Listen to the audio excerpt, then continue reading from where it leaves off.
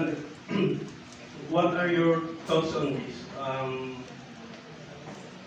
Paano mo as a coach titingnan yung ganitong situation na Sam and Maxine might collide? Siyempre, first of all, mas gusto namin iba makalaban. Di ba? Kasi nandun ka na eh. So, yung mga Andre yung makalaban. Kasi si Sam and Maxine, matagal na yung mag-teammate eh. Talagang sila talaga naman lagi naglalaban eh.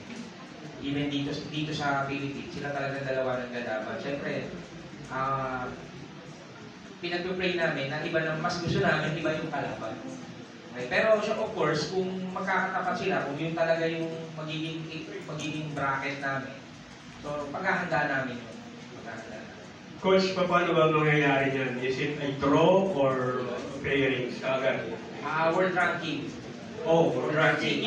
Yung 32 si Sam kasi, yung kasi Olympic qualifying zone, di ba, 4. Yung top 32, world ranking yun. Tapos yung 33 to 36, sila yun eh. So, yung first niyan, round of 64. Round of 64, 32 versus 33. Ganun na mangyayari yan. So, papasok muna kami kung sino yung makalaban na papasok na round of 64. For example, 33 kami, so yung 32 yung kalaban namin. Kung manalo kami doon, yung number 1 ang kalaban namin, which is ang number 1 kasi si Lee Keeper, yung half Filipina. Filipina pa rin makakalaban natin. Anyway, Coach, si Maxine, anong ranking mo? Kasi po, kaya tuloy-tuloy pa rin ang last na World Competition, World Cup is ginawa sa Grand Prix, sa China eh. So, yun na ata yung last. So, dito na kami malalaman kung ano na yung status ng ranking. Si Sam, ano na siya, fit na siya doon sa 33. Hindi pa namin alam kung 33, 34, 35, or 36 siya. Malalaman natin yan this coming June siguro lalabas. Sam, ikaw, it will be fitting para kayong dalawa ni Maxine, sana ayaw natin mangyari sa umpisa. Mas maganda kung later partners, siguro mas maganda kung sa finals na kayo maghanap or yung isang half Filipina na maghanap. On your part, Sam, paano mo i-treat yung ganitong senaryo na sana wag mo ng mga Filipina yung maglaban? Siyempre po yung external factors na po yun na we can control.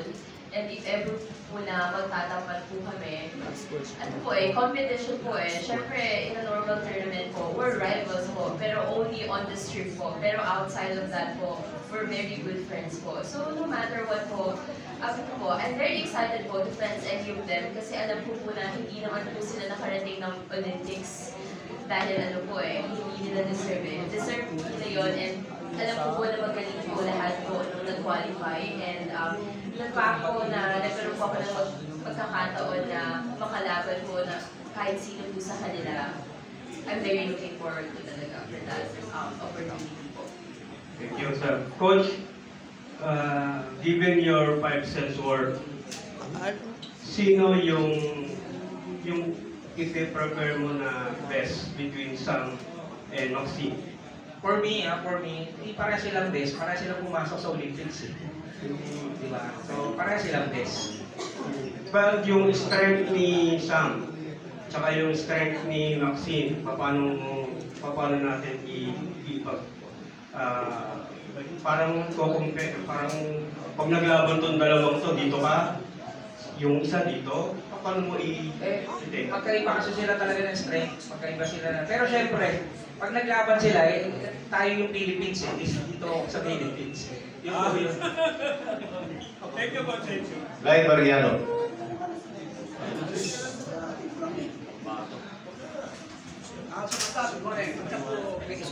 Good morning po. Senior, the first Pinay to compete in the Olympics after that's one year and what the domestic current PAC commissioner. Okay, now, you are a certified observer in good credentials and make good account of yourself in the U.S. Credit for Pennsylvania State University. Now, how would you assess your chances to change your ultimate goal and your dream is to win the newest than the Olympic? Ano masasabi mo? Siyempre po, yun nga po, I'm very blessed po na I'm the first Filipina po to make it to Olympics. And ano po, hindi ko naman po ito magagawa without the help po of the whole fencing community dito sa Pilipinas, without the help po POC, PSC, PFA, and of course po, Penn State Fencing Team po sa US.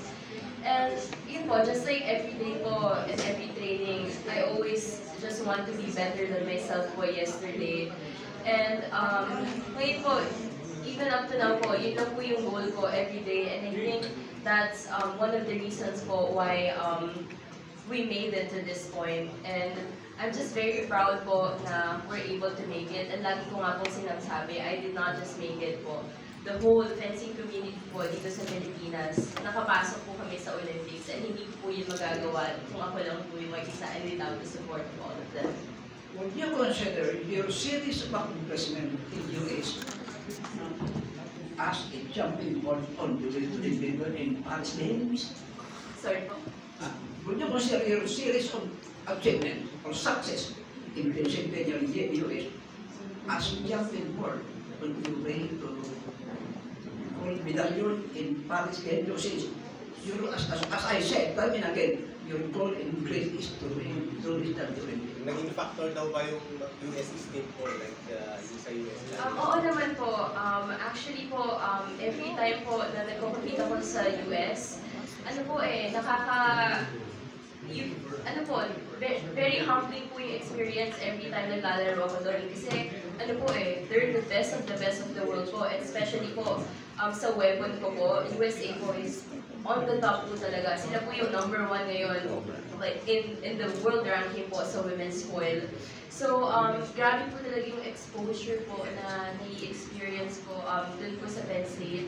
And syempre po, ano po, I'm very blessed po na very supportive po sila sa akin na even po sometimes po nagpo-provide po sila ng financial help for me po to be able to compete abroad. But unfortunately po this Olympic year, I was out po the whole year because of the injury. So, but at the same time po, they helped me recover po talaga and sila po yung nandyan all throughout po my rehab.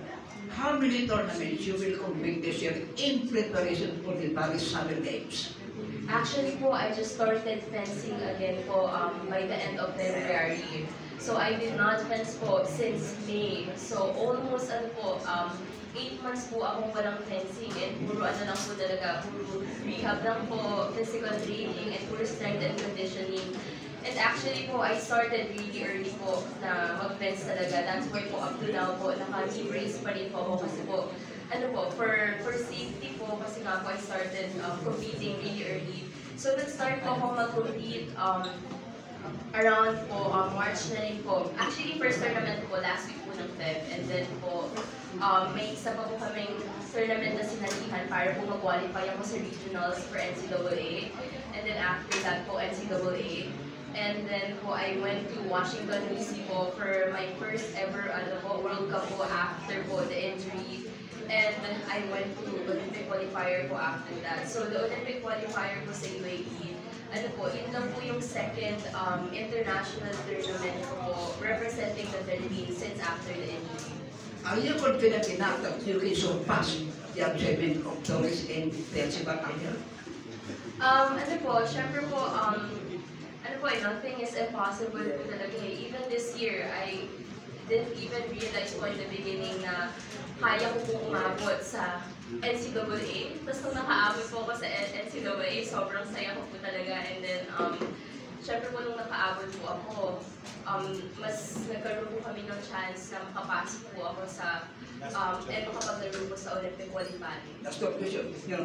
Your goal to win the golden medallion in Paris is like scaling Mount Everest because you are going against the best pitchers in 5 continents. Now, can you do it? Opo, totoo po talaga yun.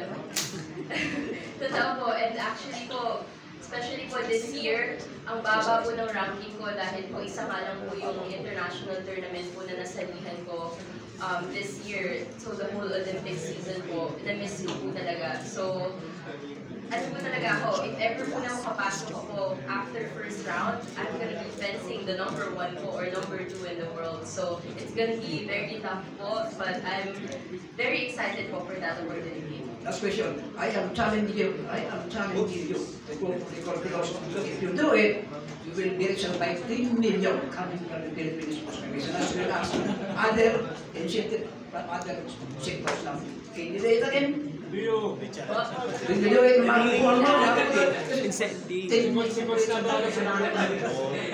Sana po, pero syempre po, hindi ko po iniisip talaga yung, actually po, nung nag-start ako mag-fencing, hindi po namin alam na pwede po ako makakuha ng scholarship and even din po, hindi po namin, unimaginable po for us to even to get an athletic grant po sa US. So, yun po, ever since po ang mentality ko po talaga is, to work on things without thinking about the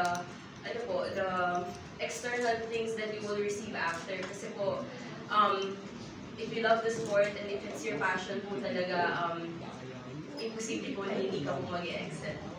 Excuse me. Thank you po. Hi, Sam.